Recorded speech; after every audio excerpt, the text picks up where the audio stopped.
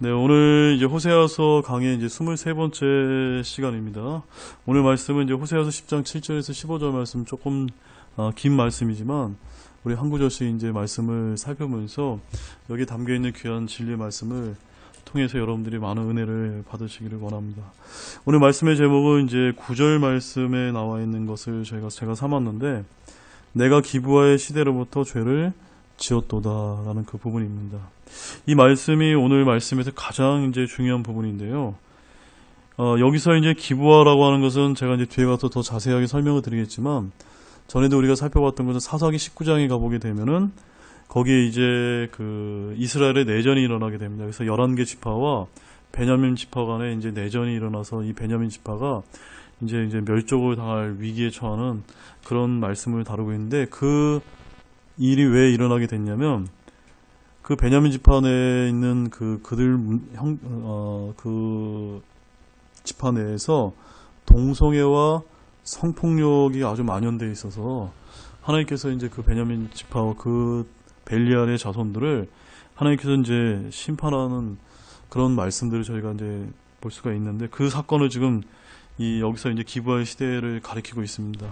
그래서 하나님께서는 이스라엘이 그때로부터 뭘 했다라고 말씀하고 계시고요. 죄를 지었도다라고 말씀하고 계십니다. 그래서 이 말씀을 제가 대하는 순간 저는 오늘날 우리나라의 상황이 머리에서 이렇게 떠오르게 됐습니다. 불과 이제 그렇게 오래되지 않았는데 예전에는 뭐 이렇게 거리에서 우리가 동성애 퍼레이드를 벌인다든가 이거 우리가 몇 년 전에 상상할 수 있었나요? 없었거든요. 근데 어느새 주요 도시 곳곳에서 동성애 퀴어 축제와 같은 이런 성적 부도덕과 죄악상이 너무나 만연되어 있고 마치 당연한 것처럼 이렇게 이제 세상 사람들이 받아들여지는 그런 우리가 이제 상황 가운데 처해 있습니다. 그래서 이런 사사기 19장의 사건을 가리켜서 그때 이 불법을 저질렀던 자들을 향해서 10절에 뭐라고 또 주님께서 말씀하시냐면 거기 이렇게 얘기하시죠. 내가 원하는 바는 그들을 징계하는 것이라. 사랑하라는 얘기가 아닙니다. 그들을 어떻게 하라는 겁니까? 징계하라는 겁니다. 그런데 이 말씀이 굉장히 중요합니다. 주님께서 분명히 원하시는 것은 죄악과 불법을 뿌리채 뽑으라는 겁니다. 그러나 옛날이나 지금이나 세상이 악하기 때문에 그들을 징계하기보다는 그것들을 방조하고 무관심하게 우리가 바라보고 있거나 또는 동조해서 오늘 본문 말씀에 보면 이스라엘이 결국은 이제 어떻게 됐습니까? 멸망당하게 됐다. 그것이 오늘 이제 이 사사기 10장 7절에서 15절 말씀의 핵심 내용이 된다는 겁니다. 무슨 말씀 이해 가셨죠? 그러니까 이 말씀이 얼마나 중요합니까? 오늘날 우리나라에서 벌어지고 있는 영적인 이런 아주 어려운 상황들이 우리가 이것들을 그냥 바라만 보고 있고 동조하고 뭐 내일하고 상관없어. 뭐 나한테 지금 당장 문제가 닥치는 일이 없잖아요. 그게 아니라는 겁니다. 이런 것들 우리가 그렇게 놔두게 되면 언젠가 내 자손이나 또 더 후대에 가서 자칫하면 하나님의 크나큰 심판을 저희들이 받을 수밖에 없는 그런 상황으로 이제 우리가 처하게 된다는 것을 우리 이스라엘의 이런 사건을 통해서 교훈을 주시고 경고 메시지 좀 주신다는 것을 우리가 깨닫기를 원합니다. 자, 7절 8절입니다. 같이 읽겠습니다. 사마리아로 말하건대 그녀의 왕이 물 위에 거품같이 끊어졌도다.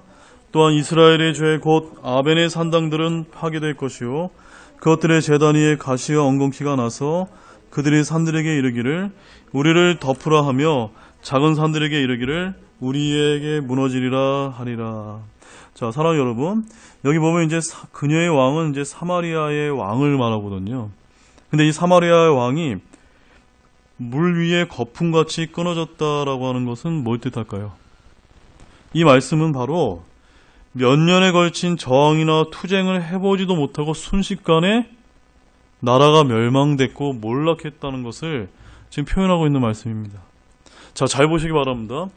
이스라엘은 두 개의 나라로 분단이 됐습니다. 10개 지파의 북왕국 이스라엘과 2개 지파의 남유다로 갈라졌는데 유다는 멸망을 할 때 순식간에 멸망하지 않고 상당히 오랜 시간에 걸쳐서 이제 그 멸망의 과정이 이루어졌습니다. 그런데 북왕국 이스라엘은 어떻게 됐습니까? 순식간에 무너졌다. 그리고 이렇게 하나님께서 말씀하고 계십니다. 한순간에 이스라엘은 끊어졌고요. 아벤의 산당들은 파괴될 것임을 지금 선포하고 있습니다.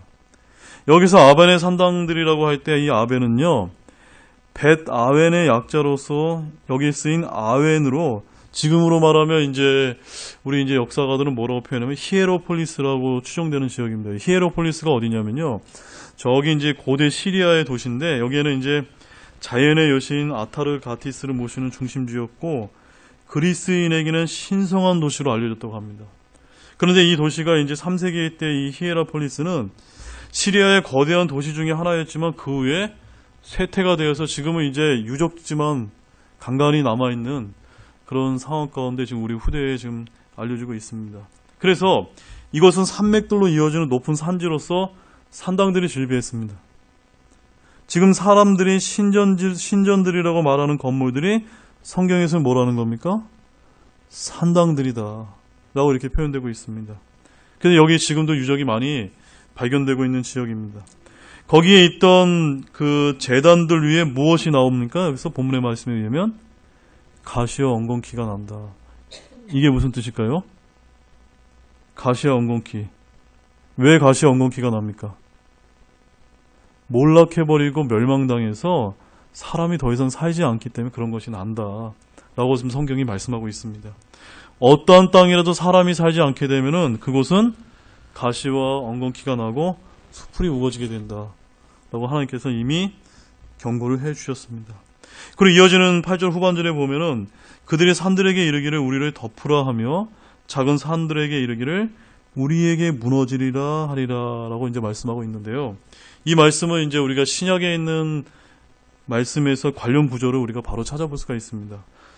성경 찾지 마시고 누가복음 23장 30절 말씀에 의하면 그때 그들이 산들에게 말하기 시작하여 이르기를 우리 위에 무너지리라 하며 작은 산들에게 이르기를 우리를 덮으라 하리라 라고 이제 말씀하고 있는데 이 말씀은 어느 때를 가리키냐면요, 바로 7년 환란기 때 유대인들에게 임할 사건을 지금 가르치는 예언의 말씀입니다. 특별히 재앙의 심판 때에 이스라엘이 외치게 될 말이 이 말이라는 뜻입니다. 아시리아에게 멸망을 당한 이 북왕국 이스라엘의 모델이 바로 앞으로 있게 될 유대인들이 겪게 될 7년 환란기, 바로 대환란의 모형적인 그림자 사건임을 이제 우리에게 보여주고 있습니다. 그들은 아시리아 군대의 칼날에 죽는 것, 포로로 가는 것보다 자연재해로 죽는 것을 더 원하고 산들에게 자신들 위에 무너지기를 어떻게 했습니까? 바라고 구했다 라고 말씀하고 있습니다.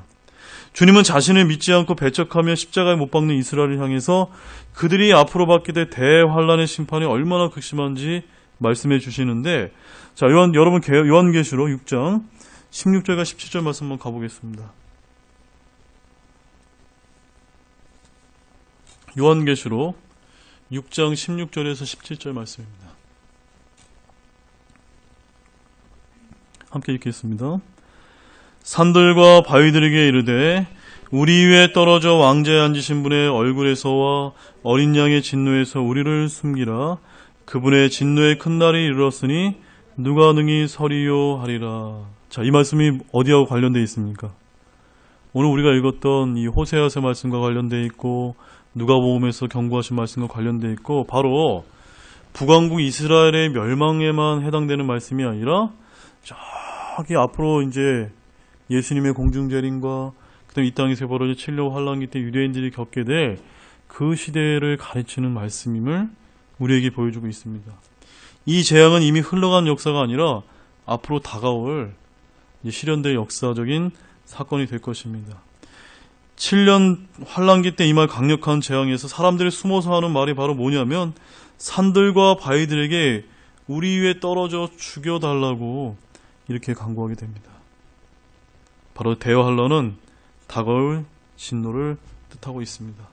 자, 본문 9절 말씀 보겠습니다. 본문 9절 함께 읽겠습니다. 오 이스라엘아, 내가 기브아의 시대로부터 죄를 지었도다. 그들이 거기에 서 있었는데 불법의 자손들을 치려고 일어난 기브아에서의 전쟁이 그들을 따라잡지 못하였느니라. 자, 이제 오늘 가장 핵심 말씀이 여기 나오는데요. 하나님께서는 이스라엘의 범죄를 뭐라고 표현하고 계시죠? 내가 기브아의 시대로부터 죄를 지었도다. 그러니까 그 북왕국 이스라엘이 어떠한 사건을 계기로 해서 심하게 이제 타락하고 있는지를 정확하게 그 시점과 사건을 지금 가리키고 있습니다. 이 사건은 기브아 사건은 사사기 19장에 나오는 기브아로서 여러분 배경을 이해하셔야 됩니다. 이스라엘의 왕이 있기 전에 이스라엘 내에 있었던 만연된 동성애와 또 그 성폭력 사건, 폭력에 관한 그 내용이 이제 사사기 19장의 주 내용을 이루고 있습니다. 이 사건에 의해서 동족 간에 이제 내전이 있게 되었고, 베냐민 지파는 그 자신들의 도시에서 벨리알의 자손들이 저지른 죄와 불법에 대해서 하나님의 말씀에 따라 징계하고 심판하는 대신에 어떻게 했습니까? 오히려 그들을 동조하고 그들을 편에 서서 그 불법을 지적하는 온 11개 이스라엘 지파와 목숨을 걸고 싸우다가 멸종을 당하게 됐습니다. 바로 이 사건을 가리키고 있습니다. 그래서 불법의 자손을 치려고 일어난 기브아에서의 전쟁이라는 이 말씀은 사사기 19장에서 21장까지 나와 있는 그 전쟁을 말합니다. 이 전쟁으로 말미암아 이스라엘 내에는 불법이 완전히 제거된 것이 아니라 여전히 음행과 폭력이 난무했고 우상숭배가 넘쳐나게 되었다고 말씀하고 있습니다. 불법의 자손들을 치려고 일어난 전쟁이 다시는 그 땅에 불법을 뿌리내리지 못하게 한 것이 아니라 전쟁이 끝난 후에도 불법의 자손들은 그들을 철저히 진멸하고 징계하지 못했기 때문에 여전히 이스라엘에 뿌리를 내리게 되었다라고 성경이 그렇게 말씀하고 있습니다. 이스라엘의 우상숭배와 음행과 폭력은 어느 이방 민족이나 이교도들보다 적지 않았다는 말씀입니다. 바로 이스라엘은 이교도들과 믿음이나 삶에서 전혀 차이가 없었습니다. 우리가 이것을 통해서 어떤 교훈을 얻어야 되겠습니까? 오늘날 구원받았다고 하는 우리 교회의 형제 자매님들, 바로 우리 성도들이 세상에 있는 사람들과 똑같은 모습으로 살아가서는 안 된다. 이런 것을 우리가 이런 말씀을 통해서 교훈을 얻기를 원합니다. 10절입니다. 본문 10절. 내가 원하는 바는 그들을 징계하는 것이라. 그들이 자기들의 두 밭고랑에서 자기들을 묶을 때 백성이 모여서 그들을 치리라. 자, 굉장히 아주 하나님께서 어떤 재미나게 저기서 표현하고 계신데, 하나님이 원하시는 것은 그들을 징계하는 것입니다. 사랑하는 것이 아닙니다. 죄와 불법은 징계해야 됩니다. 이것은 교회 내에도 마찬가지입니다. 교회 서신인 사도 바울의 서신에도 보면은 교회 내 잘못을 저지고 이제 치리의 대상인 형제자매인들을 우리가 무조건 사랑으로 감싸는 것이 교회를 위하는 것이 아닙니다. 징계해야 됩니다. 하나님은 이스라엘을 포기하거나 버리지 않고 그들의 불법과 죄에 대해서 징계하기를 원하셨습니다. 그런데 이렇게 징계를 얘기하면 뭔가 사랑이 없는 것처럼 우리가 이해할 수밖에 없죠. 근데 그것이 아닙니다. 우리 히브리서 말씀 한번 가보겠습니다. 히브리서 12장 5절에서 11절 말씀 가보십시오. 하나님께서 징계에 대해서 어떻게 표현하고 있는지 우리가 그것을 좀 볼 필요가 있습니다. 히브리서 12장 5절에서 11절까지의 말씀인데 우리 같이 한 목소리 읽겠습니다. 또한 자식들에게 하듯 너희에게 말씀하시는 권면을 너희가 잊었도다. 이르시되 내 아들아 너는 주의 징계를 멸시하지 말며 그분께 책망받을 때에 낙심하지 말라.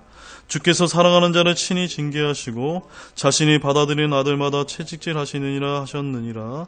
너희가 징계를 견디어내면 하나님께서 아들들을 대우하듯 너희를 대우하시나니 아버지가 징계하지 않는 자가 무슨 아들이냐. 모든 사람이 징계를 받으므로 너희에게 징계가 없으면 너희는 사생하여 아들이 아니니라. 또한 우리에게 있던 우리 육체의 아버지들이 우리를 바로잡아도 우리가 그들을 공경하였거늘 하물며 영들의 아버지께 우리가 더 복종하고 이로써 살아야 하지 아니하겠느냐. 진실로 그들은 며칠 동안 자기들이 기뻐하는 대로 우리를 징계할거니와 그분께서는 우리의 유익을 위해서 하시나니 이것은 우리 자신의 거룩함에 참여하는 자가 되게 하려 하심이라. 이제 어떠한 징계도 그 당시에는 기쁘게 보이지 아니하고 슬프게 보이나 그럼에도 불구하고 나중에는 그것으로 말미암아 단련된 자들에게 그것이 의의 화평의 열매를 맺느니라. 말씀이 좀 길었지만 여러분, 여기서 하나님께서 의도하신 징계가 어떠한 의미라는 거 여러분 분명히 다 이해가 되셨습니까? 징계에는 어떤 의미가 포함되어 있는 겁니까? 부모가 친자식을 정말로 사랑해서 징계하신다는 것. 그것을 여기서 우리가 좀 알 필요가 있습니다. 징계는 하나님께서 저와 여러분을 또한 그 불법과 죄를 저지른 하나님의 백성이었던 선민인 북왕국 이스라엘 백성들을 아들로 생각하기 때문에 징계하신다는 말씀입니다. 만약에 징계가 없다면요, 그들은 사생아입니다. 네, 아들이 아닙니다. 그래서 징계는 우리의 유익을 위한 것입니다. 우리가 자신의 거룩함에 참여하는 자가 되게 하려 하심입니다. 나중에 그것으로 말미암아 단련된 자들에게 의의 화평의 열매를 맺도록 하기 위해 주신 것이라는 것을 믿으시기 바랍니다. 그러면 여러분의 삶 가운데 혹시 하나님의 징계를 겪고 있다고 하시는 분들이 혹시 계신가요? 그럴수록 저와 여러분이 어떻게 해야 되겠습니까? 기쁘게 그것을 받아들이며 인내로 하나님께 붙들고 나아가신 여러분 되기를 원합니다. 그래서 주님께서는 이스라엘을 징계하시고 책짓질하신 것은 이미 미리 율법에 기록해 두셨고 대언자들을 통해서 알려주셨습니다. 그래서 신명기 8장 5절 말씀에 보면 또 너는 사람이 자기 아들을 징계하듯 주 내 하나님께서 너를 징계하심을 마음속 깊이 생각할지니라. 뭐라고요? 하나님이 너희를 사랑하기 때문에 징계하시는 것은 마음속 깊이 생각하라는 겁니다. 근데 그들이 어떻게 했습니까? 그렇게 하지 못했습니다. 시편 94편 12절 말씀에는 오 주여 주께서 징계하시며 주의 법으로 가르치시는 사람은 복이 있나니. 어떤 사람이 복이 있는 사람입니까? 하나님의 징계가 있는 사람이 복이 있다. 완전히 우리가 생각하는 복하고는 전혀 상반되죠. 우리는 뭔가 물질적인 복을 얻고 내 일이 사업이 잘 되고 그러면 복된 것이라고 생각하지만 하나님이 말씀하신 복은 어떤 겁니까? 아들로 생각하기 때문에 잘 되기 하기 위해서 우리가 항상 잘하지 못하지 않습니까?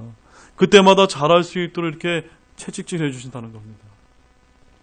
그런 사람이 복된 사람이다 라고 말씀하십니다. 그래서 이스라엘 향한 하나님의 징계는 기근과 역병과 전쟁 중에서 특별히 여기서는 전쟁이 하나님께서 그들에게 내리신 징계였습니다.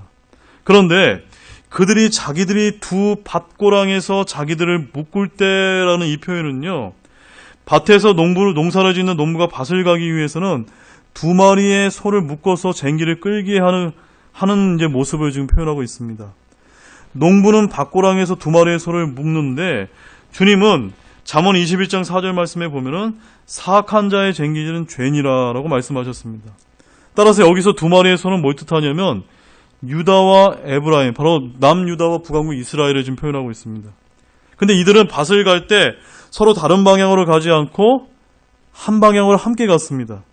바로 유다와 이스라엘은 동족이었지만 서로 경쟁하고 전쟁을 벌이며 차별화를 꾀었지만 우상을 숭배하는 길에 있어서는 마치 밭에서 쟁기를 끌기 위해 함께 멍에를 매는 소들처럼 둘이 함께 악한 길로 나아갔다라고 지금 표현하고 계십니다. 그래서 하나님께서 어떻게 하셨죠? 이방 민족들을 사용하셔서 이들을 치시게 되었다라고 말씀하고 있습니다. 자, 본문 11절입니다. 에브라임은 마치 가르침을 받은 암송아지 같아서 곡식받기를 좋아하나 내가 그녀의 아름다운 모기로 넘어갔도다. 이제 내가 에브라임이 타게 하리니 유다는 밭을 갈고 야곱은 자기의 흙덩어리를 부수리라. 자, 에브라임, 바로 북왕국 이스라엘은 뭐와 같다고 표현하고 있습니까? 마치 가르침을 받은 암송아지 같아서라고 이제 말씀하고 있습니다. 이게 뭘 뜻하냐면 바로 길들여진 암송아지라는 그런 뜻이거든요. 이것은 의를 행하는 것은 듣고 배워도 좀처럼 익숙해지거나 습관이 되지 잘 않는데 희한하게도 악을 행하는 일은 우리가 어떻죠? 금방 배우고 익히고 익숙해집니다. 맞죠, 여러분? 그래서 주님은 이 에브라임이 악을 행하는 것을 마치 배운 것 같이 능숙하게 불법을 행하며 그것을 좋아한다라고 이제 말씀하고 있습니다. 그리고 곡식받기를 좋아하나라는 이 표현은요, 바로 소주인은 송아지의 목에 멍에를 씌워서 일을 시킵니다. 그래서 율법에 따라 일하는 소의 입에 마귀를 씌우지 않고 일을 시켰기 때문에 송아지는 모든 일들 중에 뭘 제일 좋아할까요? 곡식받기를 좋아합니다. 왜 그럴까요, 여러분? 일을 하면서 마개가 없기 때문에 곡식을 먹을 수 있기 때문에 소들이 이제 그것을 제일 좋아한다는 겁니다. 이게 뭘 뜻하냐면요, 바로 에브라임은 죄와 불법을 행하는 그 모습이 이와 같다는 겁니다. 네. 그래서 이어지는 말씀에 내가 그녀의 아름다운 모기로 넘어갔도다. 이제 내가 에브라임이 타기하리라 라는 이 말씀은요, 하나님께서는 에브라임이란 송아지 위에 아시리아의 왕을 멍에로 두셨습니다. 그러니까 이 아시리아를 사용하셔서 북왕국 이스라엘을 징계하신 것을 좀 말씀하고 있는데, 에브라임 위에 아시리아가 타도록 하셨다는 말씀입니다. 에브라임이 누군가 위에 타는 것이 아니라 누군가를 태우는 송아지가 되었다는 뜻입니다. 그래서 하나님께서는 에브라임은 모기로 넘어가심으로 그 위에는 주님이 주신 멍에가 아닌 다른 멍에가 놓인 것입니다. 그런데 여러분, 우리 성경에 보면은, 마태복음 보면 주님이 주신 멍에는 어떻습니까? 쉽고 가볍습니다. 그런데 에브라임은 이런 쉽고 가벼운 멍에 대신에 무거운 멍에를 메고 아시리아를 자기 위에 태우는 징계를 받아야만 했습니다. 그래서 유다는 밭을 갈고 야곱은 자기의 흙덩어리를 부수리라는 이 말씀은요, 이스라엘이 망하게 될 때 유다는 약 100년 정도를 더 왕국을 유지하게 되는데, 이는 히스기야와 요시야라는 어떤 위대한 선한 왕들이 주님을 찾고 백성들을 주께로 돌이켰기 때문에 그들이 그렇게 유지하게 되었다는 것을 표현하고 있는 말씀입니다. 바로 밭을 갈고 흙덩이를 부쉈다는 이 말은 신앙의 부흥을 꾀함으로써 에브라임이 망할 때 같이 망하지 않게 되었다라는 뜻입니다. 그래서 제가 오늘 이 본문 말씀에서 핵심 주제는 뭐냐면요, 어차피 이 세상은 어디를 향하게 되어 있습니까? 멸망으로 치닫게 되어 있습니다. 그런데 우리는 어떻게 해야 되죠? 어차피 북왕국 이스라엘도 망하고 유다도 망하는데 북왕국은 어떻게 망했습니까? 순식간에 멸망당했고, 유다는요, 조금 더 지속해서 망하지 않았습니까? 제가 원하는 것도 그겁니다. 우리의 상황이, 우리나라의 현 상황이 아무리 영적으로 악한 상황이라 할지라도 죄와 불법을 바라보고 우리가 방조하지 말고 관심을 가지고 그 다음에 그들을 징계하고 그것에서 우리가 반대편에 서서 하나님의 말씀으로 우리가 분명하게 분별한 다음에 우리의 이 하나님께서 우리에게 허락하신 이 은혜의 삶을 지속할 수 있도록, 조금이라도 더 지속할 수 있도록 우리가 그 방향을 위해서 여기서 교훈을 얻어야 된다는 것을 제가 여러분의 말씀을 드립니다. 자, 본문 12절입니다. 너희 자신을 위하여 의 안에서 심고 긍휼 안에서 거두며 너희의 묵은 땅을 부수라. 지금은 곧 주를 찾을 때니 마침내 그분께서 오셔서 을을 비같이 너희에게 내리시리라. 자, 이 말씀 잘 보시기만 굉장히 흥미로운 말씀이거든요. 여기에는 교회사 2000년과 7년 환란기와 천년왕국까지의 모든 말씀이 여기 이 한 말씀에 다 담겨 있습니다. 잘 보십시오. 여기 심판이 선포된 가운데 부흥과 회복의 한 줄기 소망이 이제 여기서 표현되고 있는데, 주님은 결코 회개의 문을 닫지 않습니다. 영적 부흥과 소생을 위해 할 일을 말씀하시는데, 너희 자신을 위해 의 안에서 심고 긍휼 안에서 거두며 너희의 묵은 땅을 부수라고 이렇게 명령하십니다. 사랑하는 여러분, 이 말씀은 뭘 뜻하는 걸까요? 너희의 묵은 땅을 부수라. 농경지를 개간하는 말일까요? 그 말이 아닙니다. 바로 죄악으로 가득된 여러분의 완악한 마음을 갈아엎으라는 겁니다. 부수라는 말씀입니다. 묵은 땅은 비가 없는 땅인데 하나님은 주를 찾을 때 그분께서 오셔서 어떻게 해주신가요? 을을 비같이 내려주시겠다고 좀 약속해주고 계십니다. 의에 줄이고 목마른 자에게는 복이 있습니다. 이 구절은요, 대언자 호세아 당대의 말씀을 넘어서 앞으로 있게 될 예언의 말씀을 하고 계십니다. 자, 12절 중반에 보면은 지금은 곧 주를 찾을 때니라는 말씀은 누가복음 4장 19절 말씀에 보면은 주의 받아주시는 해라고 선포해 주신 바로 대환란이 올 때까지, 7년 환란기가 올 때까지의 교회 시대를 가르치는 말씀입니다. 그리고 성경은 지금 이 시대를 보라 지금의 받아주시는 때요, 보라 지금이 구원의 날이로다라고 우리 교회 시대를 이렇게 표현하고 계십니다. 그래서 지금은 주를 찾을 때입니다. 그런데 여기 보면은 지금은 곧 주를 찾을 때니, 그리고 그 다음에 뭐라고 표현되고 있죠? 마침내 그분께서 오셔서. 이건 또 언제를 가리킵니까? 바로 예수 그리스도의 재림을 가리키는 말씀입니다. 그 다음에 을을 비같이 너희에게 내리시는 때는 어느 때를 가리킵니까? 어느 때입니까? 그렇습니다. 맞습니다. 바로 천년왕국 때의 그 일이 왕으로 오신 만왕의 왕이신 예수 그리스도의 통치로 말미암아 이루어지게 될 그 말씀입니다. 이때 이스라엘이 영광스럽게 회복되게 된다는 것을 지금 가리키고 있습니다. 그날의 팔레스타인의 황폐한 땅, 묵은 땅은 어떻게 될까요? 물이 흐르고 숲이 우거지는 그런 놀라운 땅으로 회복이 되게 됩니다. 동시에 그들의 마음 역시도 주의 영을 부음받아서 의의 열매들이 넘치게 될 때가 오게 될 것이다 라고 지금 예언의 말씀하고 있습니다. 굉장히 흥미롭죠, 여러분? 이 한 말씀에 교회 시대, 대환란, 천년왕국을 다 표현하고 계십니다. 자, 본문 13절 말씀입니다. 함께 있습니다.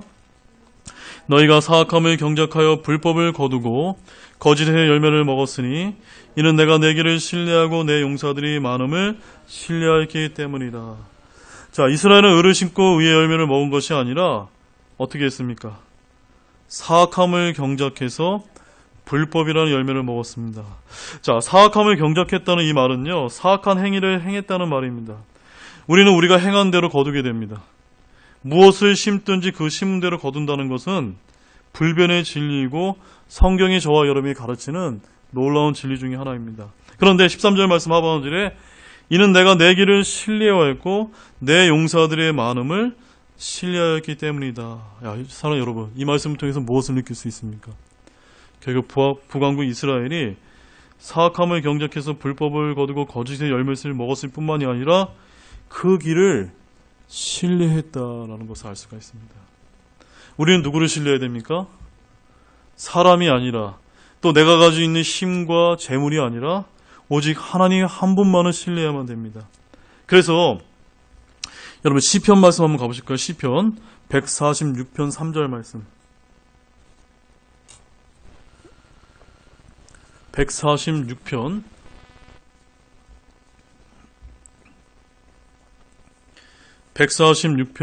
3절 말씀 같이 읽습니다.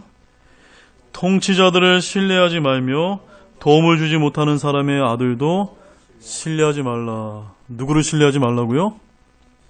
통치자를 신뢰하지 말라. 여러분 다 그 정치적인 견해에 따라 지지하시는 분들 다 있죠? 신뢰하지 마시기 바랍니다. 그들은 다 사람입니다. 네. 우리는 누구만을 신뢰해야 됩니까? 하나님만을 신뢰해야 됩니다. 그리고 시편 20편 7절 말씀 보시죠. 20편 7절. 시편 20편 7절 말씀입니다. 시편 20편 7절 말씀 함께 읽겠습니다. 어떤 자들은 병거를 신뢰하며 어떤 자들은 말을 신뢰하나 우리는 주 우리 하나님의 이름을 기억하리로다. 예, 어떤 사람과 나라는 내가 힘이 세고 내가 군사력이 강하게 되면 그것을 신뢰하게 된다라고 표현하고 있는데 우리는 누구만을 신뢰해야 됩니까? 예, 아무것도 없어도 하나님만 신뢰하게 되면은 그것으로 족하다. 이것을 붙들기 바랍니다. 시편 2장 12절 말씀에 보면 주를 신뢰하는 자는 다 복이 있습니다. 시편 17편 7절에 의하면 주를 신뢰하는 자들은 구원을 받습니다. 또 시편 31편 19절 말씀에 보면 주를 신뢰하는 자들을 위해서 주께서 선을 이루어 주십니다. 또 시편 32편 10절 말씀에 보면은 주를 신뢰하는 자에게는 긍휼이 그를 에워싼다라고 말씀하고 있고, 잠언 29장 25절 말씀에 의하면 누구든지 주를 신뢰하는 자는 안전하리라 라고 이렇게 말씀하고 있습니다. 사랑하는 여러분, 오직 하나님 한 분만을 신뢰하시기 바랍니다. 자, 본문 14절 말씀입니다. 함께 있습니다. 그러므로 내 백성 가운데서 소동이 일어나며 내 모든 요새가 노력을 당하되 곧 살만이 전쟁의 날에 베다웨벨을 노력한 것 같으니라. 그때 어머니가 자기 자식들 위해서 산산조각 낳느니라. 자, 이제 10절 말씀에 이제 그 결론 부분으로 치닫고 있습니다. 전쟁의 날에 백성 가운데 소동이 일어나는 일은 당연한 일입니다. 이기는 전쟁이 아니라 일방적으로 패하는 전쟁에서 백성들은 완전히 정신적인 공황 상태를 경험하게 됩니다. 그리고 모든 요새가 이제 공략을 당하게 됩니다. 그래서 살만이 전쟁의 날에 베다벨을 노력한 것 같으니라 라고 이 말씀은요, 잘 보십시오. 저와 여러분들 금방 깨닫기 어려운 말씀인데 이스라엘의 역사를 잘 알았던 이스라엘 사람들은 너무나 잘 아는 그런 이야기, 너무나 잘 아는 전쟁이었다는 겁니다. 저 잠깐 봐주십시오. 저기 이제 우리 우리 고대 역사, 우리나라 역사에 가보게 되면은 많은 아주 유명한 살수대첩이라든가 이런 것들 있잖아요. 근데 그런 거 얘기할 때 저기 미국에 있는 사람들한테 그 얘기하면 그 사람이 알아듣습니까? 못 알아듣습니까? 잘 모르죠. 마찬가지로 이스라엘 사람들은 이스라엘 사람들만 잘 깨닫는 그런 이야기가 있다는 겁니다. 바로 여기서 말씀하신 이 살만이 전쟁의 날에 베다벨을 노력한 것 같으니라는 말씀은요, 열왕기상 17장 3절 한번 봐주십시오. 열왕기상 17장 열왕기하네요.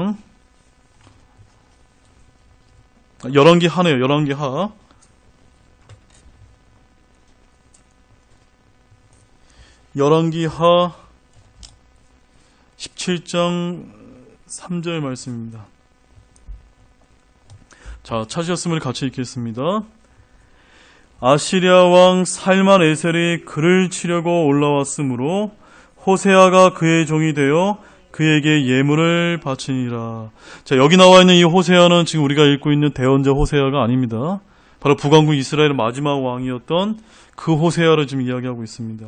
그래서 이 말씀은요, 이스라엘의 마지막 왕이었던 호세아가 그의 종이 되어 예물을 바치다가 이집트와 손을 잡고 아시리아를 대적하다가 결국 사마리아는 3년 동안 포위가 되었다고 열왕기하 17장 5절에서 말씀하고 있고, 결국 그들은 패망해서 모두 포로로 잡혀가 버리게 되었다라고 표현하고 있습니다. 그래서 이 전쟁의 참혹함은 오늘 본문 말씀에 의하면 그때 어머니가 자기 자식들을 위해서 산산조각 낳느니라. 굉장히 끔찍하지 않습니까? 바로 그와 같이 표현하고 있습니다. 아시리아의 침공과 바벨론의 침략은 주권이나 영토를 빼앗은 그런 침략이 아니라 민족과 국가를 완전히 초토화시키는 그런 전쟁이었다는 것을 말씀해주고 있습니다. 자, 본문 마지막 15절 말씀을 읽겠습니다. 너희의 사악함이 크므로 베델이 이와 같이 너희에게 행하리니 이스라엘 왕이 하루아침에 완전히 끊어지리라. 자, 이제 결론이 나옵니다. 이스라엘의 사악함은 좀 전에 우리가 살펴봤던 열왕기하 17장 9절에서 41절까지 아주 일목요연하게 성경이 분명하게 지금 증언하고 있습니다. 우리가 역사를 통해 배움을 얻고 경고를 얻도록 주님은 그 북왕국 이스라엘 왜 멸망을 했는지 그들의 행위들을 대충 가르쳐 주신 것이 아니라 우리에게 어떻게 알려주고 계시죠? 아주 자세하게 기록해서 알려주고 계십니다. 자, 그렇게 자세하게 기록해서 알려주셨다면 우리는 어떻게 해야 됩니까? 그것을 거울로 삼아, 교훈으로 삼아 우리가 그 길에 접어들지 않도록 관심을 두고 부지런히 연구하고 그 길을 걸어야 되지 않겠습니까? 바로 베델이 이와 같이 너희에게 행하리라는 이 말씀처럼 이스라엘은 베델의 제단을 만들고 금송아지를 섬겼는데 베델의 한 그런 일 때문에 하나님의 심판을 당했다는 그런 말씀입니다. 이스라엘의 왕인 마지막 왕인 호세아는 결국 9년을 통치하다가 하루아침에 완전히 끊어지게 되었다라고 이제 역사는 그렇게 표현하고 있습니다. 사랑하는 여러분들, 결론을 맺겠습니다. 오늘 말씀에서 우리가 어떤 것을 붙들어야만 되겠습니까? 기브와의 시대 때부터 죄를 지었도다라고 하신 그 말씀처럼 오늘날 이 한국 땅, 또 우리 주변에서 일어나고 있는 그 죄와 불법의 문제에 있어서 결코 방조하거나 동조해서는 안 됩니다. 그 부분에서 우리가 정확하게 분별을 하고 그 부분을 지적하면서 우리가 그 부분을 해결하려고 애쓰고 기도하고 그렇게 해서 우리가 나라를 살릴 수 있는 그 길이 정말 진정한 길이 무엇인지 우리가 우리 이스라엘의 역사를 통해서 깨닫는 그런 우리 사랑하는 형제자매 되시기를 원합니다. 기도하시겠습니다. 하나님 아버지, 참 감사를 드립니다. 오늘도 너무나 귀한 말씀을 주셨습니다. 참으로 이런 이스라엘의 역사를 통해서 오늘날 이 교회 시대에 우리 교회에 나아갈 길과 또 우리나라에 나아갈 길을 또한 본보기로 보여주시며 참 감사를 드립니다. 이러한 분명한 본보기가 성경에 자세하게 기록되어 있음에도 불구하고 저희들이 영적으로 타락해서 죄악들을 바라보면서도 그저 방조하고 무관심하게 나와는 상관이 없는 일이라고 내 신앙만 잘 되면 된다고 생각하는 그런 어리석음과 이기심에 빠져 우리가 기도하지 않는 때가 얼마나 많은지 모릅니다. 주님, 저희들이 더 회개하기를 원하고 기도할 수 있는 그런 우리 사랑하는 형제자매들과 우리 교회가 될 수 있도록 도와주시기를 원합니다.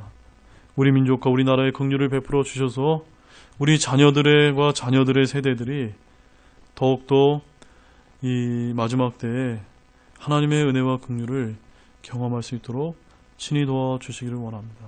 감사를 드리며 이 모든 말씀을 예수님의 이름으로 기도를 드렸습니다. 아멘. 잠시 여러분 기도 드리시고 오늘 수요 기도를 마치겠습니다.